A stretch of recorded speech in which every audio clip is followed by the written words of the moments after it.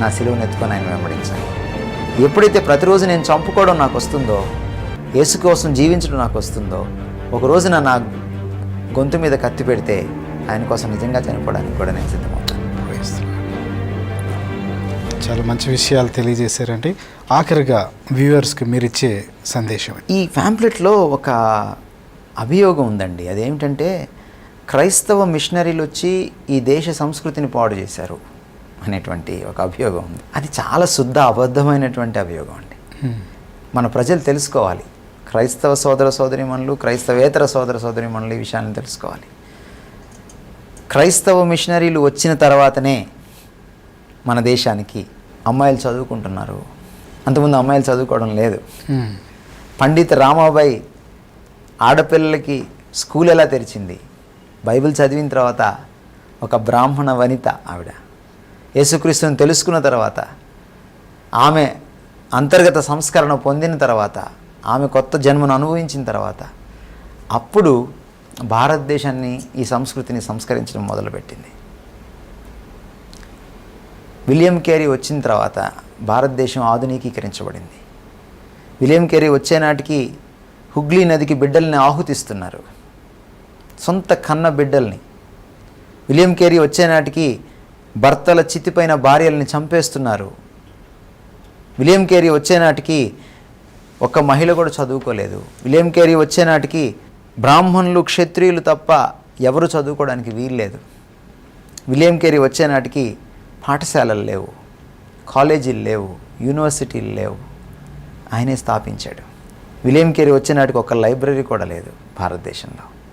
ఆయన ఒక ఓడ పుస్తకాలు తెప్పించి మొదట లైబ్రరీని పెట్టాడు, భారతీయులను జ్ఞానవంతులను చేయడానికి.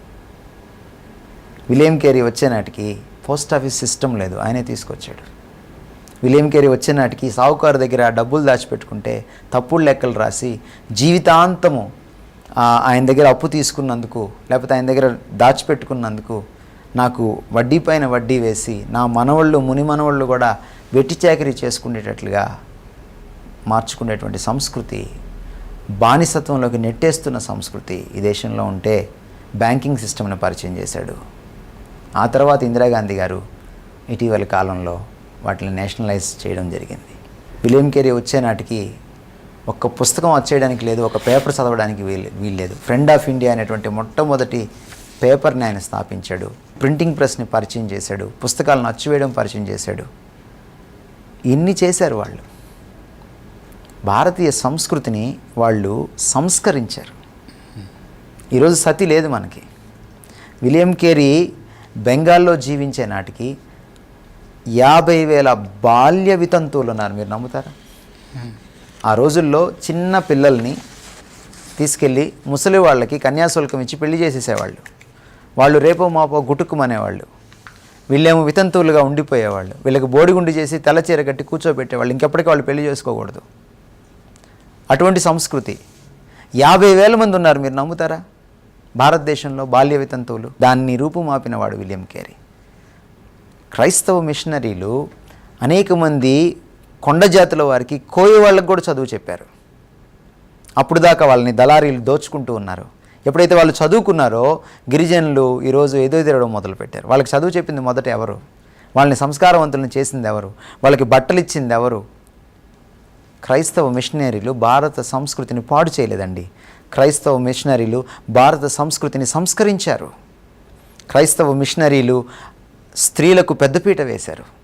క్రైస్తవ మిషనరీలు కులాన్ని బట్టి కాక ప్రతి ఒక్కళ్ళకి చదువు చెప్పాలనుకున్నారు. అందుకనే పాఠశాలలు పెట్టారు.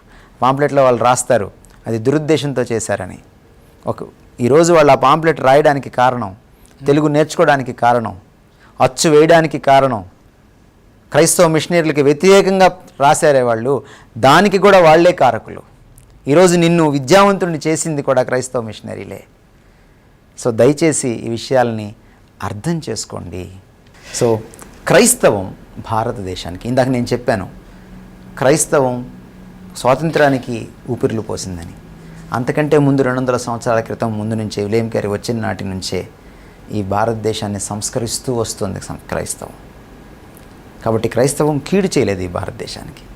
ఈరోజు కులమత భేదాలు లేకుండా అందరం ఒక పాఠశాలలో ఒక్క చోట చదువుకుంటున్నాం, ఒక బస్సు ఎక్కుతున్నాం, ఒక రైలు ఎక్కుతున్నాం అని అంటే అది క్రైస్తవ మిషనరీలు వేసినటువంటి పాట. వాళ్ళు ఉన్నప్పుడు వైద్యం కమర్షియలైజ్ అవ్వలేదు. కానీ ఎప్పుడైతే వాళ్ళ చేతుల్లోంచి హాస్పిటల్స్ బయటికి వెళ్ళాయో, మీ చేతుల్లోకి వచ్చాయో, ఈరోజు వైద్యం వాణిజ్యపరం అయిపోయింది, వ్యాపార వృత్తి అయిపోయింది. వాళ్ళు ఉన్నప్పుడు పాఠశాలలు, కళాశాలలు ఇన్ని ఫీజులు లేవు, ఇంత భయంకరంగా దోచుకోలేదు వాళ్ళు.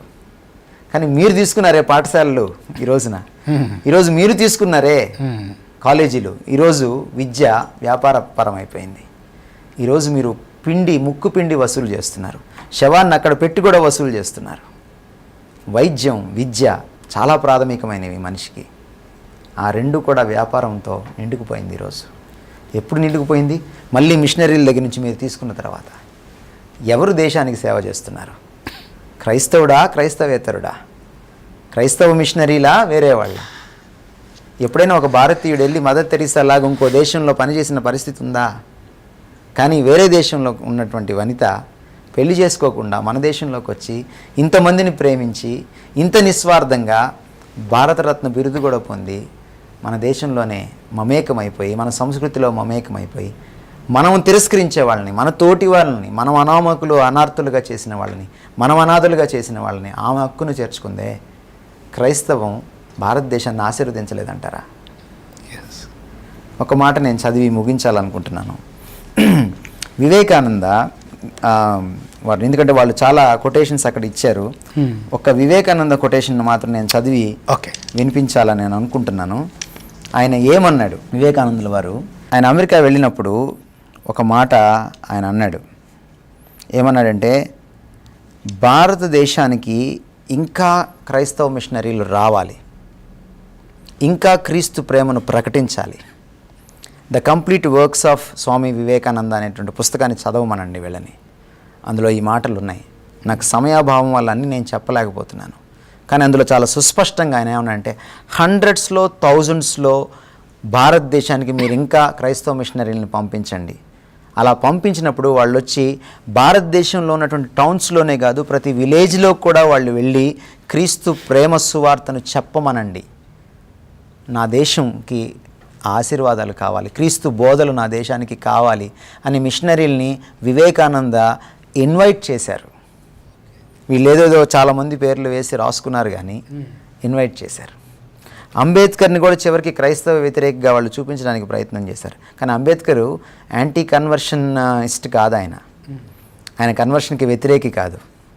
ఆయన ఏకకాలంలో 500,000 పీపుల్ని ఆయన బుద్ధిజంలోకి కన్వర్ట్ చేసినటువంటి వ్యక్తి. ఆయన ఇంకా 45 రోజుల్లో 46 రోజుల్లో చనిపోతాడు అనగా. ఆయన కన్వర్షన్కి వ్యతిరేకి కాదు. ఆయన అన్నాడు, నేను హిందూగా పుడితే పుట్టుండొచ్చు, కానీ హిందూగా మాత్రం చచ్చిపోనన్నాడు. ఎట్టి పరిస్థితుల్లో నేను హిందూగా చచ్చిపోనన్నాడు అని బుద్ధిజంను తీసుకున్నాడు. ఆయన కన్వర్షన్ని సపోర్ట్ చేసినవాడు, కన్వర్షన్ని ఆయన వ్యతిరేకి కానే కాదు. ఇవన్నీ ఏంటంటే అక్కడక్కడ ఏదో కొన్ని అలవోకగా తీసుకొని వాటిల్ని వీళ్ళు ఉటంకించి చూపిస్తున్నారు. ఈవెన్ ఇందాక నేను గాంధీ గురించి చెప్పాను, ఆయన చాలా ప్రభావితుడయ్యాడు యేసుక్రీస్తు వారి ద్వారా. సో ఇది ఒక ఏకపక్షంగా అచ్చైనటువంటి ఒక కరపత్రికే తప్ప క్రైస్తవ్యం మీద అనవసరమైన అనుమానాలు సృష్టించి బురద చల్లడానికి ప్రయత్నం చేసి ఈ వెళ్ళిపోతున్నటువంటి క్రైస్తవులైపోతున్న వాళ్ళని ఆపేయాలని నిజానికి మభ్యపెడుతుంది మనం కాదు, వాళ్ళు మభ్యపెడుతున్నారు. వివేకానంద కానీ, దయానంద సరస్వతి కానీ, రామకృష్ణ కానీ చాలామంది చాలా సంస్కరణలు చేశారు. వాళ్ళు హిందూయిజంను కూడా వాళ్ళు తిరస్కరించి విమర్శించినటువంటి సందర్భాలు ఉన్నాయి.